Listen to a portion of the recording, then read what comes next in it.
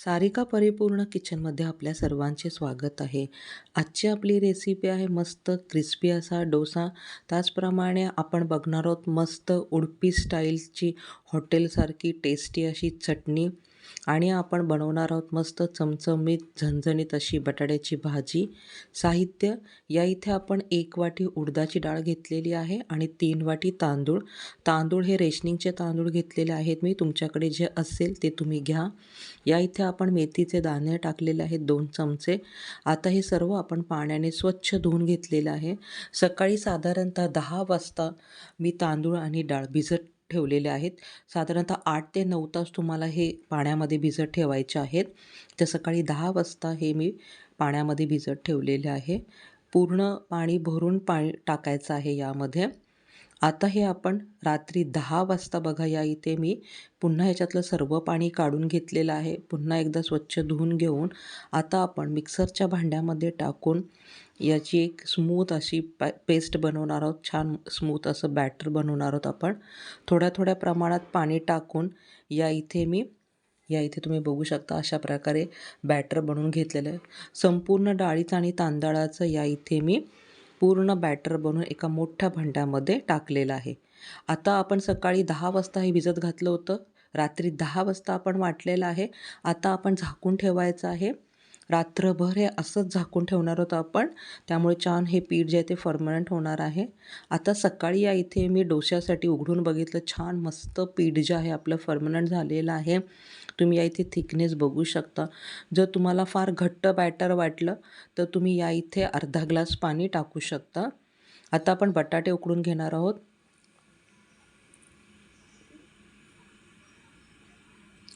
या इथे मी कुकरला साधारणतः 5 ते 6 शिट्ट्या देऊन अर्धा किलो एवढ्या प्रमाणात बटाटे जे आहेत ते शिजून घेतलेले आहेत. बटाटे शिजवल्यानंतर त्याला स्मॅशरने स्मॅश केले. आता मिरची, लसूण आणि कोथिंबीर असं आपण मिक्सरच्या भांड्यामध्ये टाकून याचं हिरवं आपण जे एक वाटण आहे ते करणार आहोत. जाडसरच वाटायचं आहे. अशा प्रकारे कढईमध्ये तेल तापलेलं आहे. तेलामध्ये 1 चमचा मोहरी, जिरे, त्याचप्रमाणे या इथे मी कढीपत्ता टाकलेला आहे खूप सारा. कांदा घेतलेला आहे. 2 कांदा मीडियम आकारामध्ये छान उभ्या आकारात आपण पातळ असे कापून टाकलेले आहेत. आता आपण जी हिरवी मिरची, लसूण आणि कोथिंबीरीचं वाटण बनवलं होतं ते साधारण या इथे 2 चमचे टाकलेलं आहे.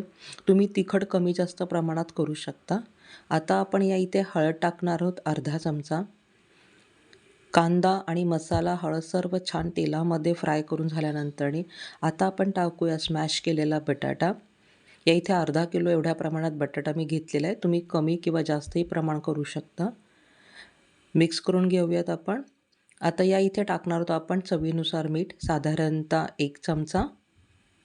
मीठ टाकल्यानंतर मिक्स करून घेणार आहोत आपण. तर मस्त झणझणीत चमचमीत अशी आपली बटाट्याची भाजी तयार झालेली आहे. आता आपण याच्यातील चटणी बघणार आहोत. खूप टेस्टी ही चटणी बनते. त्यासाठी खोबरं, कढीपत्ता, मिरची, चणा डाळ आणि लसूण घेतलेला आहे. तर सर्वप्रथम मिक्सरच्या भांड्यामध्ये चणा डाळ म्हणजे चिवड्याची डाळ ती टाकलेली आहे. 4 मिरच्या, 10 ते 12 लसणाच्या पाकळ्या, खोबरं, कढीपत्ता फोडणीसाठी ठेवलेलं आहे. हे सर्व आपण अशा प्रकारे पेस्ट करून घेतलेली आहे. एका बाउलमध्ये मी ही चटणी काढून घेते. मीठ टाकूया चवीनुसार, साधारणतः अर्धा चमचा इतपत. आता फोडणीची तयारी करूत आपण चटणीसाठी. पॅनमध्ये तेल ठेवलेलं आहे मी. तेलामध्ये 1 चमचा जिरे, त्याचप्रमाणे 1 चमचा मोहरी आणि कढीपत्ता टाकूयात. कढीपत्ता छान तडतडल्यानंतर त्यामध्ये आपण टाकणार आहोत अर्धा चमचा इतपत हिंग. आता ही जी फोडणी ही आपण त्या चटणीवरती टाकणार आहोत. टाकतानाचा व्हिडिओ स्किप झालेला आहे. तर या इथे मी पूर्ण फोडणी चटणीवरती टाकलेली आहे. मिक्स करून घेऊयात आपण. खूप टेस्टी अगदी हॉटेलसारखी ही चटणी बनते. हिला साईडला ठेवून देऊयात. आता आपण जे बॅटर बनवलं तर त्यामध्ये मीठ टाकलेलं आहे. आता आपण डोसे बनवण्यासाठी सुरुवात करूयात. गॅसवरती मी तवा ठेवलेला आहे. शक्यतो तवा हा लोखंडी घ्या. लोखंडी तव्यावरती डोसे खूप छान बनतात, खाली चिकटतही नाहीत. सर्वप्रथम आपण तेल टाकलेलं आहे. आता तेलामध्ये साधारणतः 1 पळी एवढ्या मापामध्ये मी बॅटर टाकलेलं आहे. जर तुमचे डोसे खाली चिकटत असेल तर तुम्ही काय करायचं, कांदा घ्यायचा. कांद्याला साल काढून चाकूला त्याला अडकून तुम्ही तेलामध्ये थोडंसं डिप करून कांदा यावरून फिरवायचा आहे. त्यामुळे तुमचे डोसे चिकटणार नाही. आता ज्या वेळेला खालतून बघा डोसा आपोआप पूर्ण साईड अशी सुटायला लागते, तेव्हा तेल टाकायचं आहे. चारी बाजूने आणि वरतीसुद्धा तेल थोडंसं स्प्रेड करायचं आहे. डोसा एका साईडने छान व्यवस्थित भाजला जातो.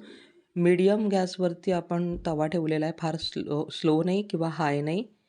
तर तयार झालेला असा मस्त आपला क्रिस्पी डोसा. त्याला एका प्लेटमध्ये आपण साईडला काढूयात. तर अशा प्रकारे तयार झाली आपली मस्त डोशाची डिश. डोसा, क्रिस्पी डोसा, त्याचप्रमाणे चटणी आणि भाजी. तर ही रेसिपी तुम्हाला आवडली असेल तर एक लाईक नक्की करा, कमेंट्स करा. त्याचप्रमाणे जास्तीत जास्त शेअर करा आणि सारिका परिपूर्ण किचनला जर सबस्क्राईब केले नसेल तर प्लीज सबस्क्राईब करा आणि बाजूला असलेली बेल आयकॉनची बटन प्रेस करायला विसरू नका.